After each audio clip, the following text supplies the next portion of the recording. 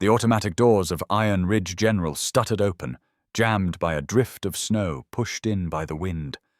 Fluorescent lights flickered overhead, casting cold white light on the empty emergency room lobby.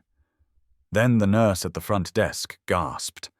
A German Shepherd puppy, barely 10 months old, staggered through the doorway. His coat was soaked and clumped with ice. A trail of blood, too dark to be fresh, smeared across his right flank. Between his teeth, gripped tightly, was a black duffel bag, military issue, soaked from the blizzard. No collar, no leash, no human. The storm howled behind him like it wanted to swallow the building whole. Nurse Jamie Keller didn't move at first. She had seen dogs wander in before, lost, scared, sometimes even half wild, but not like this. Not dragging a bag, not bleeding, and never with eyes like that.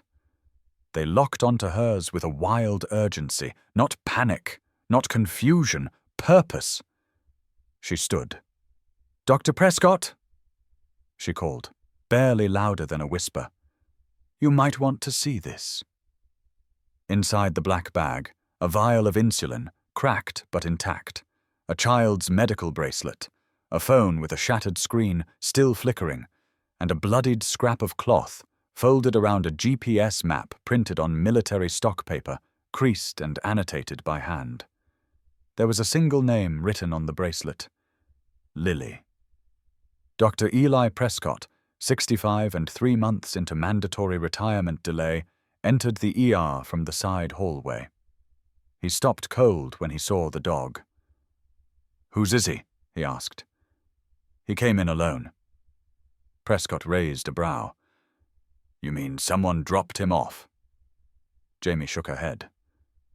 "No, I mean, he walked in. With this." She gestured to the bag, now splayed open on the steel tray beside the front desk. Eli leaned in. When he saw the bracelet, something shifted behind his eyes. "Lily," he murmured. "That's Tom Carter's sister." Jamie blinked. "The old cop? The one who quit the force 6 years ago, disappeared after a case went bad." Eli picked up the insulin vial. His hand trembled slightly. "Lily's diabetic. Severe. She was only 9 when I treated her last. If she's in trouble." He looked down at the puppy. The dog sat now, panting, frost still clinging to his whiskers. But his posture was alert, unwavering, like he was waiting for a command, waiting for someone to follow. And then Jamie noticed it. A camera, strapped awkwardly to a harness around the dog's chest. Not high grade, not police issue, but functional, still blinking red. She carefully unlatched it and plugged it into the triage laptop behind the desk. A grainy video blinked to life on the screen. The footage began with snow, then boots. A man's voice, breathless. "Scout, go, get help. Hospital, take the bag. Go, go now." The image jolted as the man, Tom Carter unmistakably, collapsed onto the forest floor. Blood pooled fast. He clutched his side, then looked into the lens, directly at the dog. "She needs insulin. You hear me? She's in the cabin. Northwest Ridge. You're all I've got." The dog barked once in reply. Then the camera swayed as the dog took off into the blizzard. The video ended there. Eli looked up slowly. "That ridge is a 5-hour hike from here, maybe more in this storm." Jamie opened her mouth, then closed it. She didn't have words. Outside, the wind shrieked like a warning. Eli stood straighter. His joints ached. His heart, too. But he'd taken an oath. One that didn't vanish just because a hospital decided his age mattered more than his instinct. "This dog came for help," he said. "And I'm not letting him leave empty." Jamie hesitated. "You can't go alone. Not in this weather." "I won't. But I need someone who's not on call and who can follow fast." Jamie held his gaze. "Give me 5 minutes to grab gear." The dog, Scout, stood as if understanding. He gave a low whine, turned toward the door, and waited. And for the first time in 15 years, Eli Prescott walked into a blizzard not to save someone already dying, but to try to stop death from arriving at all. They didn't know yet what they would find in that cabin. They didn't know the full truth about Tom's disappearance, or why the insulin was left behind, or why the black bag had once belonged to someone Eli had buried long ago. But they would, and it would shake Iron Ridge to its core. Eli Prescott stood motionless in the triage room, shoulders squared but eyes clouded. The overhead lights buzzed faintly above his grey curls and furrowed brow, casting shadows that matched the ones under his eyes. He hadn't slept well in weeks, not since the hospital board confirmed that his time was up. Retirement, not by choice, but by policy. Now, with a dog at his feet and a black bag full of questions on the table, everything in him resisted what the world expected of a man his age. Jamie Keller stood nearby, watching him. She was 28, a sharp, quick-moving nurse with steady hands and a heart that couldn't ignore a lost cause. Her blonde hair was pulled into a loose bun that had started to unravel the moment the snowstorm kicked in. She hadn't expected to work a double shift. She hadn't expected a bleeding puppy to change the entire trajectory of her night. "What are we looking at?" she asked. Eli snapped on a pair of gloves and pulled the bag closer. Scout sat beside the table, not moving, his breathing ragged but steady. His gaze didn't waver, as if silently monitoring every motion, every decision. Inside the bag, Eli found the insulin first. The vial was half full, labeled with a familiar pharmacy code. Then a folded map, printed on thick stock and marked by hand. Circles, arrows, handwritten notes in bold blue ink. Finally, wrapped in gauze, a child's medical bracelet. Eli unfolded it gently and read the engraved name. "Lily Carter," he said. His voice cracked around the second word. "Type 1 diabetes, severe." Jamie leaned in. "You know her?" Eli nodded, eyes still locked on the band. "She came in a few years ago. Tom's kid sister. Or, technically, foster sister. They were close. He brought her in himself the first time she went into ketoacidosis. Wouldn't leave her side for 12 hours straight." Jamie frowned. Tom Carter? The ex-cop who vanished? He was a hell of a field medic before the force. Trained by the Guard. Quit everything after his last case went south. Never said why.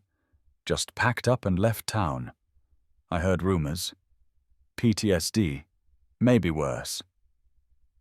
Jamie looked toward Scout. The dog's ears flicked.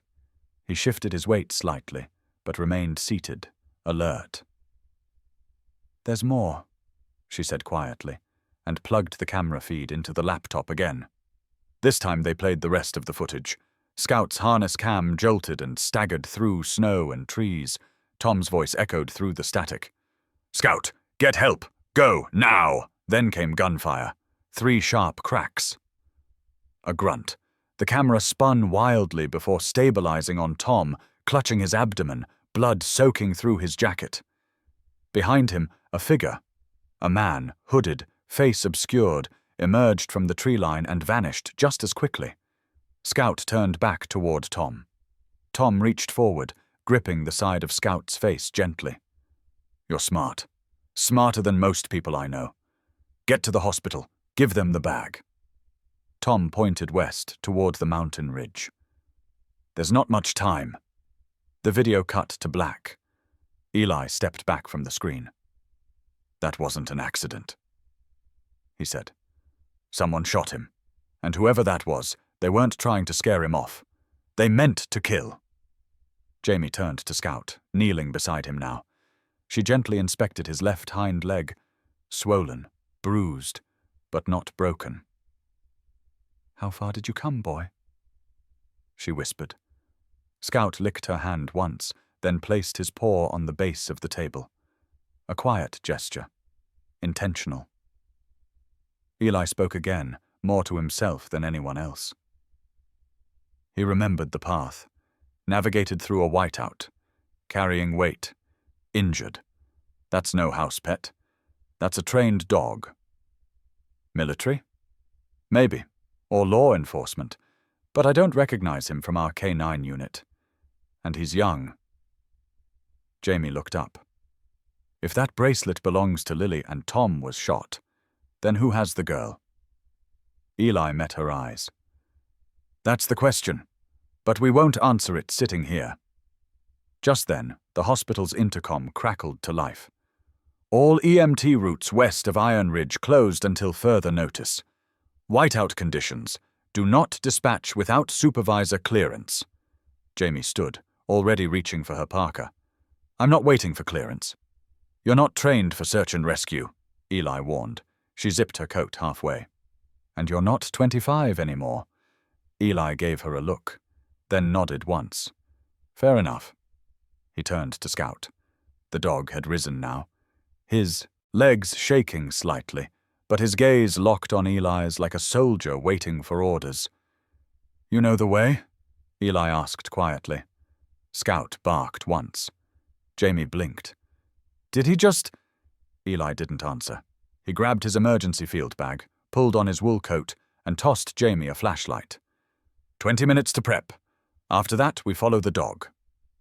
As they moved toward the ambulance bay, Jamie hesitated. There's something you should know, she said. I paused. What is it? That map in the bag. One of the notes had your name on it, E. Prescott. It was circled. Eli froze. He didn't reply. He didn't ask what it meant. Instead, he stepped into the dark, snow-laced wind, following a dog who wasn't supposed to exist, toward a past he thought he'd buried, and a child whose life depended on secrets that were about to unravel. The wind outside clawed at the windows of the ER like something alive. Snow slammed sideways into the glass, reducing visibility to a blur. Inside, the screen flickered to life again. Jamie adjusted the playback speed and turned the laptop toward Eli. Scout sat beside her, his breath shallow but even, ears twitching as the video resumed. Tom Carter came into frame. Even grainy and blood-streaked, Eli recognized him instantly. The gaunt face, the tight jawline, the same sharp eyes he once saw in a pre-med lecture hall a decade ago. Tom had been brilliant, top 5% in diagnostics, natural skill with triage, and a strange empathy that made patients trust him instantly. But he hadn't finished. Walked out his 3rd year. Rumors said he joined law enforcement, that something in medicine broke him, something too close to home. On the footage, Tom's breathing grew labored. His left arm dangled uselessly as he crawled behind a downed tree. A voice from off-camera shouted something muffled. Then a single gunshot. Tom flinched. He turned to Scout, whose harness cam jolted as the dog moved closer. If you're seeing this... Tom muttered, spitting blood. I screwed up, but Lily's still out there. He fumbled with a scrap of paper, part of the map, perhaps, and pointed with a shaking finger. She's in the cabin. Northwest Ridge. She and her mum. They're locked in. Kevin's off the rails. Keeps talking about fixing what the doctors failed. Jamie turned to Eli. Who's Kevin? Eli's eyes narrowed. Kevin Hartley. Another former student. He lost a daughter 5 years ago. Undiagnosed juvenile diabetes. She went into DKA at home and never came out. Jamie looked stunned. You think he's the one who... I think Kevin never got over it. Blamed every medical professional he ever met, including me. Back on the footage, Tom took a shaky breath. I brought Scout because he remembers. He remembers everything. He belonged to Maisie. He looked down into the lens, and Eli could see the pain flicker behind his bruised face. Maisie trained him herself, before she passed. Jamie whispered, "Who's Maisie?" Eli didn't answer at first. Scout let out a faint whine. Jamie looked between them. Maisie was Tom's fiancée. Eli said finally, "She was also my patient." "She died?" Eli nodded once. 3 years ago. Complications from diabetes. She went hypoglycemic in her sleep. Scout was the only one who knew something was wrong. He tried to wake her up, tried to alert Tom, but Tom was working night shift. She was already gone when he got home. The silence in the room grew heavier. Back on the video, Tom coughed hard. Blood splattered the lens. "I found Lily and her mom 2 nights ago. Kevin had them in a cellar. He's not right. Thinks Lily's a second chance. Like if he saves her, it fixes everything he lost." He looked into the camera again. "If I don't make it, Scout will." Tom reached up, brushing snow from the lens with a final rasp of breath. "Follow him. He'll take you straight there." Then the screen went black. Jamie sat back. Her mouth moved, but no sound came out. Eli finally exhaled. "The ridge he mentioned. It's over 7 miles in this weather. And if Kevin's armed, we're walking into something worse than just a blizzard." Jamie looked down at Scout. "He knew where to go. He came back for help. With a map, insulin, proof. That's not instinct, that's intention." Scout responded with a soft grunt. Not a whine. A sound closer to acknowledgement. Eli crouched beside him, ignoring the stiffness in his knees. "You're still working, aren't you?" he murmured. "Still doing her job." Scout's eyes didn't blink. Jamie stood. "We don't have hours to wait. If Lily's insulin's running out—" "She's in ketoacidosis by now," Eli said. "Maybe worse. If Kevin's denying her treatment, she could crash any minute. And there's no air support in this weather." "Nope." Jamie grabbed the IV field kit and emergency glucose pens from the cabinet. "Then we move." As they headed toward the ambulance bay, Eli's phone buzzed. He glanced down. A message from an unknown number. "I know you're coming.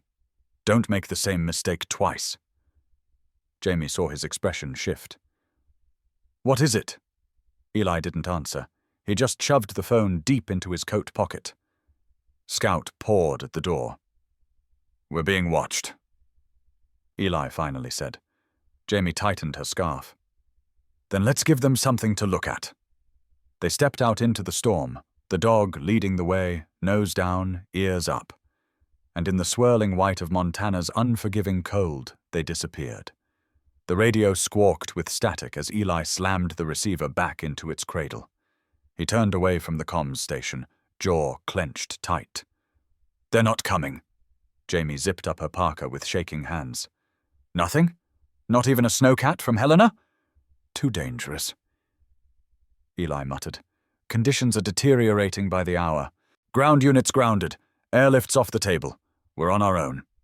Jamie looked out through the iced-over window of the supply bay. Snow fell sideways, thick and fast, like the sky was collapsing in on itself. "They really think anyone could survive out there?" Eli didn't answer. He was already checking the med pack. Glucagon, portable defib, thermal blankets. The red case clicked shut. Scout stood at the door, tense, tail stiff, nose pressed to the crack between the frame and the storm beyond.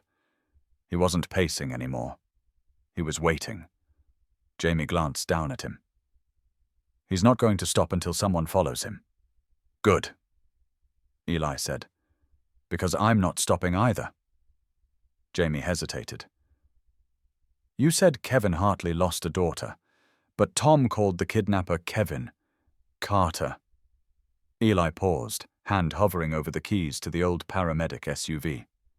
"He changed his name," he said. "After the funeral. Wanted to sever everything, including me." "Why you?" Eli took a breath that didn't quite steady him. I missed it. Misdiagnosed. She came into my clinic with flu-like symptoms. Tired, nauseous, dehydrated. I chalked it up to a stomach bug and sent them home. Jamie stared at him. And she crashed? She was gone by morning. DKA. Blood sugar over 700. I'd never seen Kevin cry until the day he buried her. He didn't speak at the service, just stared at me like I'd killed her myself. Outside, the wind slammed against the loading dock. Scout gave a low whuff, almost impatient. Eli pocketed the keys and opened the rear door. Jamie, I won't ask you to come, but I have to do this. You didn't ask, she said. I'm already laced up. Scout leapt into the back seat before the words finished leaving her mouth. They drove into the storm with nothing but tire chains, 2 days' worth of supplies, and a hunch. The Jeeves was useless 5 miles in. Eli had to steer by memory and topography. Scout barked twice when they passed the fork at Bitter Hollow, low, clipped sounds and signals, like confirmation. He knew the way. Another half-mile in, the road vanished under drifts. Eli braked hard. We hike from here, he said. Jamie looked at the white wall ahead. You sure? I'm sure Scout is. They geared up fast. Thermal packs slid into boots, emergency radios clipped to jackets. Eli slung the med bag over his shoulder. Jamie took the glucose pens and a flashlight. Scout waited at the edge of the tree line, alert, his breath puffing in sharp clouds. They trudged through the snow, knee-deep in parts. Scout leading by scent and instinct. The trees closed around them, wind muffled into groans and sighs. Then, halfway up the ridge, Scout stopped. His ears perked. What is it, boy? Jamie asked. Scout stared into the trees, tense. Then, movement. A man stepped out from behind a pine, shotgun lowered but ready. He wasn't hiding. He was waiting. Eli froze. Kevin, he said. The man's face was pale under his parka hood. Older than Tom by 10 years. Dark beard flecked with grey. Eyes wild but not vacant. Fully aware. You always had a savior complex, Doc, Kevin said. Still trying to fix what you broke? Jamie instinctively reached toward her med bag, but Eli stopped her. We're not here to fight, Kevin scoffed. Then why are you armed with lies? No one's lying. We just want Lily back. She's sick. She needs insulin. She needs understanding, Kevin said coldly. She needs to know what pain feels like, what it's like to lose a daughter, what it's like to trust a doctor and bury a child 2 days later. She's not yours, Eli said. Kevin's hands trembled on the shotgun. No, but I wish she was. Scout stepped forward, low and quiet. Not aggressive, not fearful, just steady. Kevin looked down at him. Recognition flickered. Maisie's dog. Yes, Eli said. She trained him, just like you trained yourself to believe this madness. I'm not crazy. You're grieving. Still. But this won't heal you. It won't bring your daughter back. Kevin's jaw tightened. You don't get to say her name. I'm not here to say it. I'm here to stop this from happening again. For a moment, Kevin looked like he might lower the weapon. His fingers twitched. Then Scout took one more step forward. Kevin raised the gun. The shot rang out. Too fast to shout, too sudden to stop. But it didn't hit Eli. Scout lunged. The dog collided with Kevin's side, throwing the aim wide. The slug tore through the snowbank behind them as all 3 bodies hit the ground. Eli dove forward. Jamie followed, wrestling the weapon from Kevin's stunned hands. Scout stood over Kevin now, growling. Not loud, but deep. primal, his teeth bared. Kevin didn't move, didn't speak. He looked up at the dog, and for the first time, he wept. Scout backed off slowly, eyes never leaving him. Jamie retrieved the gun and stepped back. He's not going to run. Eli crouched over Kevin. Where's Lily? Kevin looked past him into the woods. She's in the cabin. West Slope. Locked in. I didn't hurt her. I just needed someone to understand. Scout turned without hesitation and began moving again, faster now. Eli stood. We've still got a girl to save. And they ran. Through snow, through silence, through the weight of grief not yet healed. Only the dog never slowed. He remembered the way. He always remembered. The trees thickened as they climbed higher, the wind snarling through the pines like a living thing. Snow lashed sideways, biting at exposed skin and numbing fingers through gloves. Eli pushed forward, breath steaming in the cold, every step a war with his knees. Scout led without pause, his limp subtle but present, the bloody mat on his back leg worsening. Yet he didn't falter. His nose low, his ears alert, he moved with a conviction no map could match. Jamie trailed just behind Eli, her flashlight cutting thin beams through the swirling white. Her face was pale from cold, but her jaw was set. She didn't speak. None of them did. The storm had taken sound and turned it into noise. The med bag bounced against Eli's shoulder with each stride. He could feel the weight of it, supplies he might need in minutes or might not reach in time to use at all. Scout veered left around a fallen log, then stopped suddenly, his entire body tense. Eli raised a hand. Hold. Jamie crouched low. What is it? Scout stood statue still, ears high, body rigid.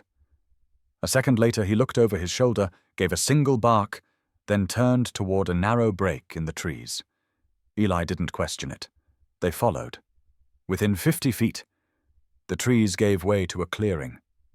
The cabin was there, dark wood against snow, half covered in drifts. Smoke curled faintly from the crooked chimney. A single lantern flickered in a window, barely visible through frost-glazed glass. And then, the sound. Faint, barely audible over the wind, but unmistakable. A child's voice, hoarse and desperate. Help! Please! Jamie surged forward, but Eli caught her arm. We don't know what's inside. She's calling for help, Eli. And if Kevin left someone else behind? Scout stepped forward, nose twitching. Then he did something unexpected. He lay down, not out of exhaustion, but in posture. Trained, precise, waiting. Jamie looked at Eli. Is he signaling? Eli nodded. That's a K9 indicator. Passive alert. He senses danger but no direct threat. Something's wrong in there. They circled the cabin, keeping low. No footprints, no tire marks. Just wind, snow, and silence. At the back window, Jamie pressed close and peered inside. I see her, she whispered. She's tied to a cot, hands and feet. She looks... God, Eli, she's not conscious. Scout stood now, hackles raised. He let out a low, almost mournful sound. Eli moved fast. He pulled out the emergency lockpick tool he hadn't touched in years and worked the back door. The wood creaked as it opened, but no one came. They entered the cabin. It smelled of old smoke, damp wood, and fear. Lily was there, just as Jamie said. Limp, pale, with sweat beading on her forehead. A faint monitor beeped from a handheld unit someone had left nearby. Blood sugar, 43. Jamie dropped beside her, cutting the ropes with a scalpel. She's crashing. Eli pulled the glucagon pen, checked the needle, and injected it into the side of Lily's thigh. "Come on, kid," he muttered. "Don't you quit on me." Scout paced in a tight circle near the door, then stopped. Ears perked. He growled once. Jamie looked up. "What now?" Footsteps. Outside, crunching in the snow. Eli grabbed the fireplace poker and took position near the door. Scout stood ready beside him, low and quiet. The door creaked open. But it wasn't a threat. It was Tom. He was barely, standing, leaning on a branch like a crutch. His jacket was torn, one side soaked in blood, but his eyes were clear, wild with pain, but clear. "Lily!" he gasped. Eli rushed forward. "Tom, Jesus, how the hell did you get here?" Crawled. Part of it. Found a trail of blood. Figured it was Scout's. Followed him. Jamie's eyes filled. "She's here. She's stable. For now." Tom staggered forward and dropped to his knees beside his sister. He reached for her hand, trembling. "I should have never let her out of my sight." Eli rested a hand on his shoulder. "You got her out once. She's going to make it." Scout moved between them, then pressed his head gently to Tom's chest. Tom closed his eyes and let the tears fall. Outside, the wind began to die down. The worst of the storm had passed. Inside the cabin, warmth began to return. Not from the fire, but from something else. Something old and sacred. Survival. Reunion. Redemption. Scout lay beside Lily now, his body curved protectively against hers. His eyes half closed, but alert. Always alert. The inside of the cabin was stifling, heavy with smoke from the dying fire and the sour, metallic scent of sweat. Time felt warped, slowed by fear, sped by panic. Every second bled into the next, and every breath carried the weight of something irreversible. Lily lay on the cot, her skin pale, lips tinged blue. Her breathing was shallow, uneven. Her fingers twitched, but didn't respond to touch. The glucagon had helped, but only barely. She needed insulin soon, or her organs would begin to shut down. It was a race, and the clock had already been ticking too long. Jamie knelt beside her, pressing gauze to Lily's arm after a quick glucose test. The number blinked up at them. 375. "Still rising," Jamie whispered. Eli crouched beside her, rummaging through the med kit for the emergency insulin pens. He shook one loose from its packaging, snapped the cap, and checked the dosage. "We need to stabilize her fast. She's ketotic. If we don't bring her down carefully, we risk cerebral edema." Scout hovered near the door, ears high, nostrils flaring. He wasn't resting anymore. He was tracking something. Eli noticed it first. "Scout's picking up a scent." Jamie looked up from Lily. "Kevin? Maybe. Or worse." Scout turned sharply and walked to the window. He sat, lifted his snout, and whined once. Eli rose slowly and crossed to the door. He cracked it open just enough to let the cold in, and heard it. A voice outside, low, commanding, worn down by grief and obsession. "Get on your knees." Eli froze. "I said beg," the voice continued. "Beg like I had to. Beg like I did when they wheeled her away." Jamie joined him at the door, peering through the slats. There, in the snow-lit clearing beyond the tree line, stood Kevin. And beside him, trembling and kneeling in the snow, was Lily's mother. No coat, no shoes. Her hands clasped, her eyes red from crying. Eli's stomach turned. "He's recreating it," Jamie whispered. "The night he lost his daughter." Kevin paced in front of the woman like a man halfway between madness and memory.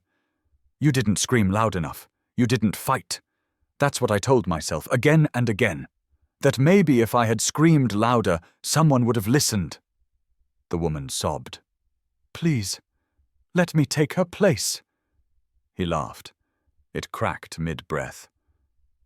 Eli stepped back from the door. We need to act now. Jamie checked Lily again. She's not going to last much longer. Scout scratched the floor once, then looked directly at Eli. The doctor nodded. Okay, boy. It's time. They split into motion. Jamie stayed with Lily, prepping the IV. Eli stepped outside with Scout, keeping low, circling wide behind the tree line to approach Kevin from the rear. Snow crunched beneath his boots like brittle bones. Kevin's back was to them, his shotgun still slung but close at hand. His voice was softer now. I begged God to take me instead. I still do. Eli reached the back edge of the clearing. He raised a hand toward Scout. Scout waited, watching. Then, from the opposite side, Jamie stepped out. Unarmed. Calm. Her hands raised. Kevin! She called. He turned sharply, eyes wild. You? You remember me? From the ER? I remember lies. She took a step closer. No lies now. Just truth. He tightened his grip on the shotgun.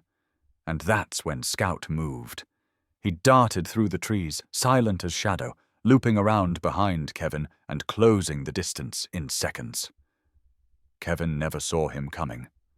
Scout launched with precision, years of instinct in one leap. His weight knocked the weapon sideways as Eli burst forward, grabbing the barrel and wrenching it free. Kevin fell to his knees, stunned. The gun clattered into the snow. For a second all was still. Then Kevin looked up, tears streaming down his face. I just wanted someone to feel what I felt. He choked. Eli stared at him, jaw trembling. And you nearly killed a child to do it. I didn't hurt her. I gave her food, water. I just wanted time. Jamie moved past them, pulled Lily's mother from the snow and wrapped her in a blanket. Scout stood over Kevin, not growling. Just there. Silent. Present. Kevin looked up at him. I remember you. Maisie's dog. Scout didn't move. I'm sorry. Kevin whispered. I couldn't save her. Neither could Scout. But he had tried. Eli bent down beside Kevin, his voice low and steady. You need help, Kevin, and not the kind that comes from a syringe or a cell. Kevin closed his eyes. Scout stepped back, head low, body still tense. Minutes later, with Kevin disarmed and Lily's mother safe, they returned to the cabin. Jamie had stabilized Lily's sugar levels, but the girl hadn't woken yet. Her breathing was steadier now. Color had returned to her cheeks. Tom sat beside her again, holding her, hand. Eli crossed the room, knelt beside Scout, and scratched behind his ears. You did good, soldier, he whispered. Scout didn't respond. He didn't have to. The snow hadn't stopped, but the wind had eased just enough to let the world breathe again. Jamie bundled Lily into the back of the hospital SUV, wrapping extra thermal blankets around her small frame. The girl was stable now, barely, but needed real care, IV fluids, and constant monitoring. Her mother sat beside her, clutching her hand, whispering prayers in broken fragments of hope and fear.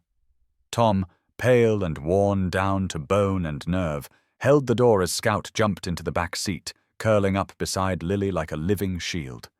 He rested his head across her ankle and didn't move. Jamie turned to Eli. We've got to go. If we wait any longer, the road could vanish. Eli nodded. Take them. What about you? He glanced toward the trees where Kevin waited, silent and strange, like a man halfway between surrender and regret. I'll catch up, Eli said, There's something I need to finish." Jamie didn't like it, but she didn't argue. She knew Eli Prescott didn't say things he didn't mean. She slid into the driver's seat, and with a grind of tires and a cloud of frost, the SUV rumbled down the slope and disappeared into the forest. Eli turned and faced Kevin. The younger man stood near the edge of the clearing, his back to a wind-battered spruce, arms limp at his sides. The shotgun lay abandoned in the snow, untouched. "I didn't mean to hurt her," Kevin said, voice rough. "I swear it." Eli stepped carefully across the ice-crusted snow, stopping a few feet away. "But you took her anyway." "I just needed someone to understand, to know what it feels like to lose a child and watch the world move on like nothing happened." Eli's breath hung between them. "You could have talked to me." Kevin scoffed without humor.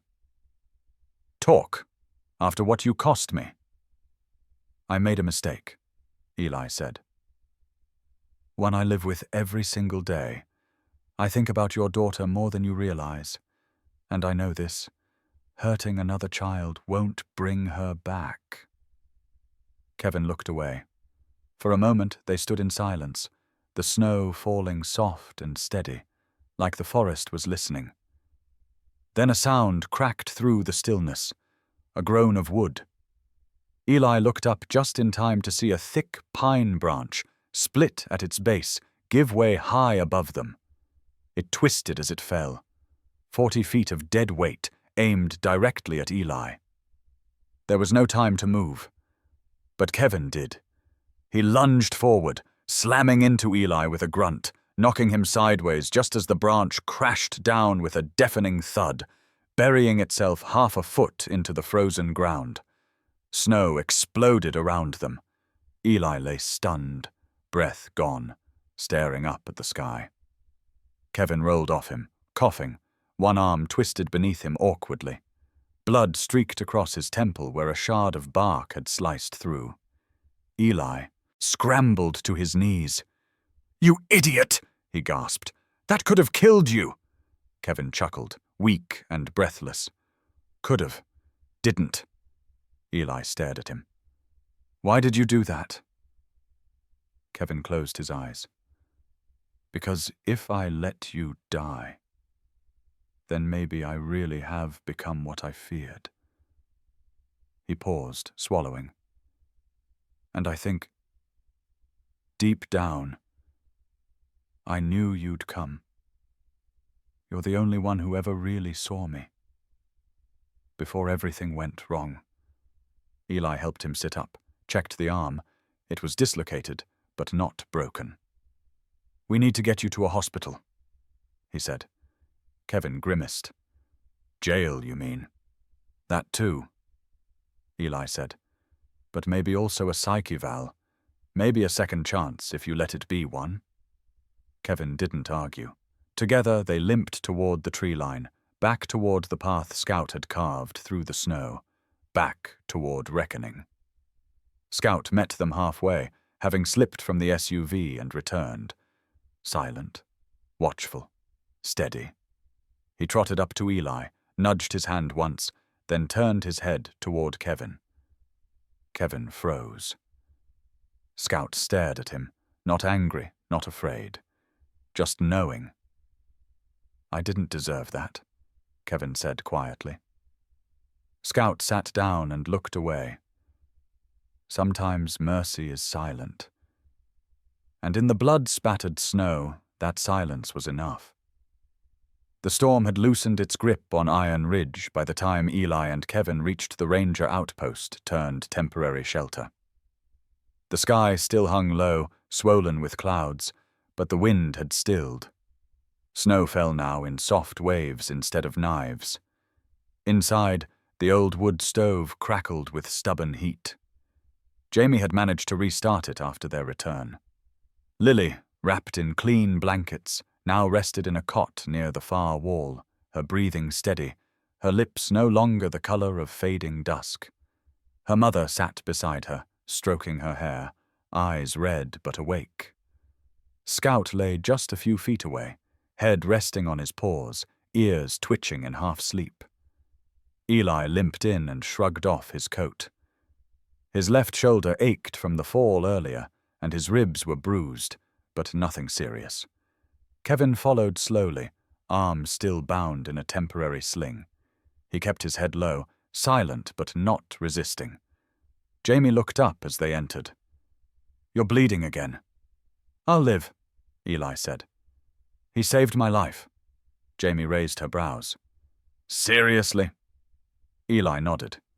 "Reflex or redemption? Maybe both." Kevin didn't respond. He found a seat near the door and stared into the fire, like someone who knew he wouldn't leave under his own terms.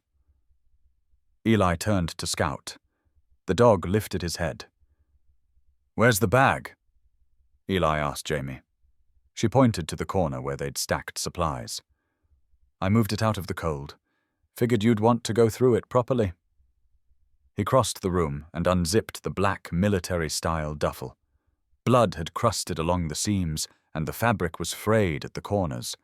It wasn't new, but it had held together through miles of terrain and near disaster. Inside, the insulin, pens now nearly depleted, the glucose tablets, the map, the camera, the bracelet, and something else. Folded in the side pocket, nearly missed. A name patch. Eli froze as he pulled it out. Prescott.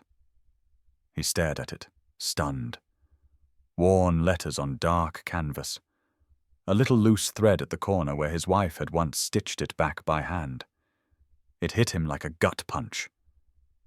This was her bag. He turned it over. There, along the bottom seam, was the tiny faded DMP she used to write on all her things. Diana Marie Prescott. Always with a fine black marker, tucked under where no one could see. Jamie stood slowly. "What is it?" "This bag," Eli said, voice low. "It belonged to my wife." Jamie's eyes widened. "The one who—" "Yeah." Scout rose, padded silently to his side, and nudged the bag once. Eli swallowed. "She carried it everywhere when she got sick. Had her medication, her notebook, everything she needed to keep going when the bills were stacking too high. We had to sell the house just to pay for part of her chemo. When she passed, I donated the bag to a relief fund. Figured someone might need it more than we did." He looked across the room at Lily's mother. She met his gaze, blinking in confusion. "You recognize it?" he asked. She stood and walked slowly over. Scout didn't move, just watched. She looked at the patch, then at Eli. "We were staying in a shelter in Spokane 5 years ago," she said softly. "Lily had just been diagnosed. Everything we had was in one garbage bag. A nurse gave this to us. Said it came from a donation box. I've kept it ever since." Eli sat heavily on the bench beside her, bag still in his lap. "That's impossible," Jamie whispered. Kevin, from the corner, let out a dry, stunned laugh. "Or it's something else." Eli looked at him. "Like what?" Kevin shrugged. "A second chance. A thread through time. A message, maybe. That none of us walk this alone." Scout gave a soft bark, like punctuation. No one spoke for a long moment. Lily stirred slightly in her sleep, murmuring something that sounded like a dream. Her mother turned to her quickly, brushing hair off her forehead. Eli stayed seated, his hands still on the bag. In all his years as a physician, he had seen things he couldn't explain. Random recoveries, last-minute rescues, losses that defied logic. But this simple loop of pain and generosity, of grief turned into unintended rescue, it left him shaken. "You think it means something?" Jamie asked, voice low. Eli didn't answer immediately. He looked down at Scout, who was now sitting again, tail curled around his side, watching everyone with that steady, ancient look only some dogs seemed to carry. "I think," Eli said, "it means we carry each other further than we ever realize." Jamie nodded slowly. Scout stretched his legs, walked over to the bag, and lay down beside it, like a sentinel returning to post. Outside, the snow fell softly. Inside, the bag lay between them, not just canvas and zippers, but a quiet witness to lives intersecting in pain, in kindness, and now, maybe, in healing. Scout collapsed just before dawn. It was quiet in the outpost, the kind of stillness that only follows a storm and a miracle. The fire had burned low, casting long shadows across the wood-paneled walls. Lily was still asleep, her breathing rhythmic, color slowly returning to her cheeks. Her mother dozed in the cot beside her, exhaustion overtaking adrenaline. Kevin sat nearby, hands bound loosely with medical gauze. He hadn't resisted. Eli had just stood from the bench, stretching his back, when Scout let out a sharp, choked yelp and crumpled to the floor. Jamie dropped her mug. It shattered on the concrete. "Scout!" They rushed to him. The shepherd lay on his side, eyes wide but unfocused. His chest heaved erratically, and his back leg twitched in slow, jerking spasms. "He's bleeding internally," Eli said, voice tight. "I should have seen this earlier." Jamie dropped to her knees. "His flank's swollen. There's bruising under the fur. The impact must have torn something inside." Eli was already pulling supplies from the med bag. Scissors, suture kit, IV saline, gauze, the portable monitor he kept for field trauma. Jamie steadied Scout's head in her lap. "It's okay," she whispered, voice trembling. "You're not done yet." Scout let out a faint sound, something between a sigh and a groan. He was still conscious, but fading fast. "We don't have an operating table," Jamie said. "We don't need one," Eli snapped. "Clear that cot, now." Jamie moved without hesitation. Within minutes, they had a makeshift surgical station. Blankets under Scout, field light clamped overhead, equipment laid out in order. Eli sterilized his hands with what little was left in the alcohol bottle. "Midline incision, exploratory. If we don't stop the bleed, he won't last another hour." "Do it," Jamie said. Her voice had lost all trace of panic. Eli glanced toward Kevin, who was watching silently, eyes wide, as if unsure whether to stand or pray.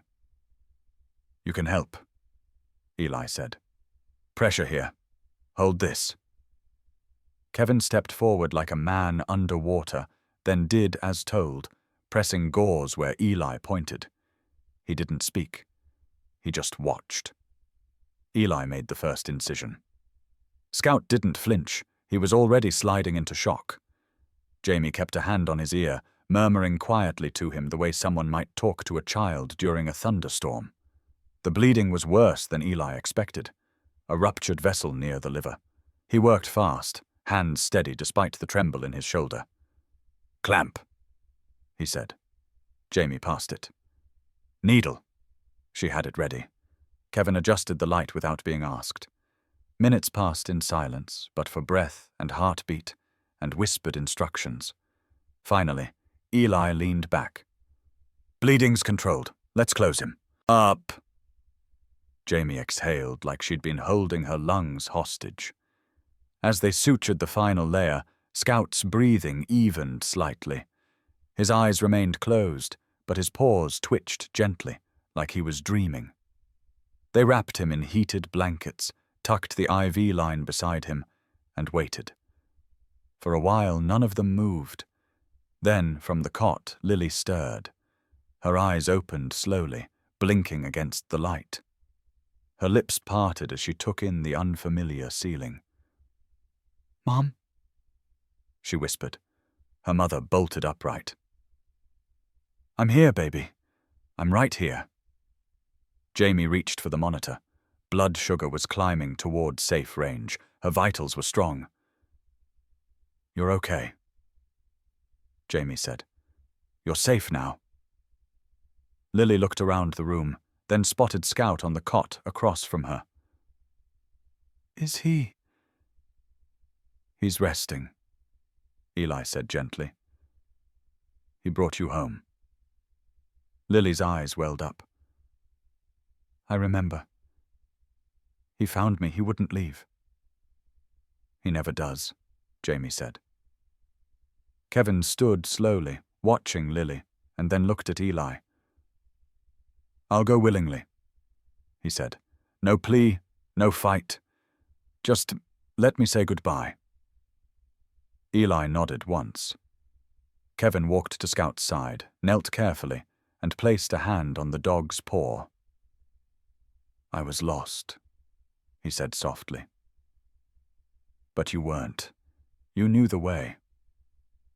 Scout didn't stir, but his breathing remained steady.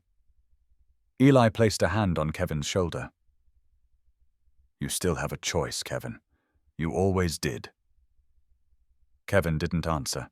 He let the silence speak for him. Outside, the storm was gone. The sun was trying to rise, its light fractured by ice crystals in the air, glowing orange and gold through the trees. The outpost, once a place of shelter, had become something more. A line in the sand.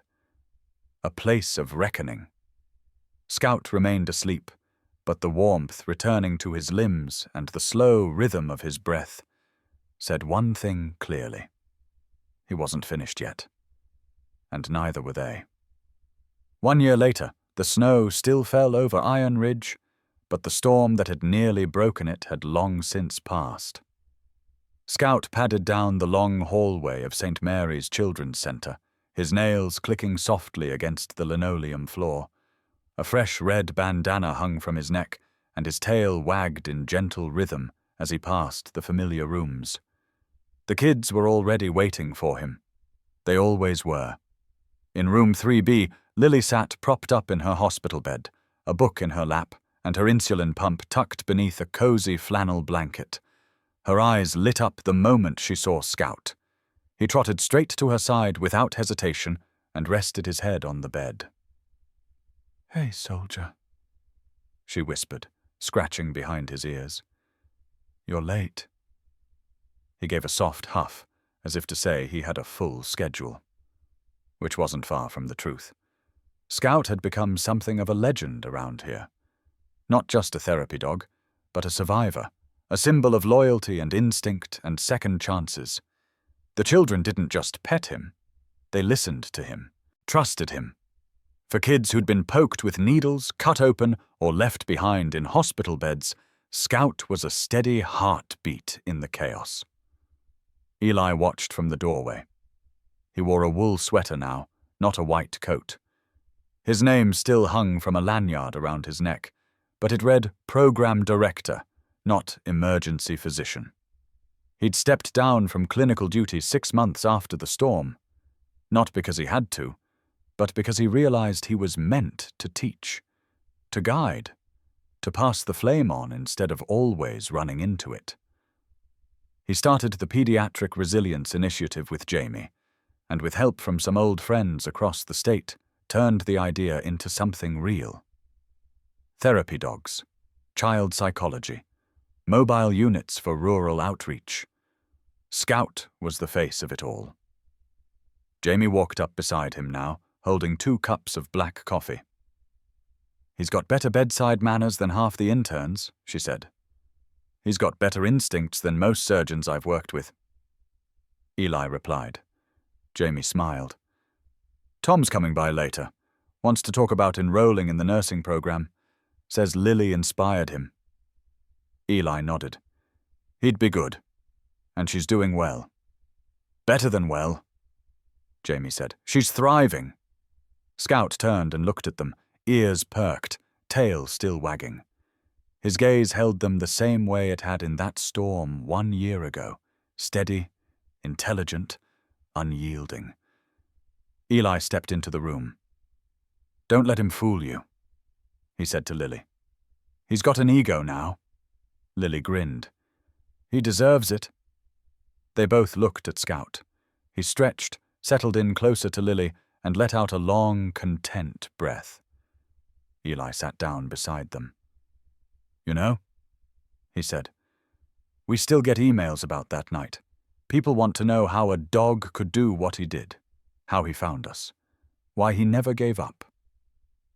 Lily looked at Scout, thoughtful. Maybe because someone taught him never to.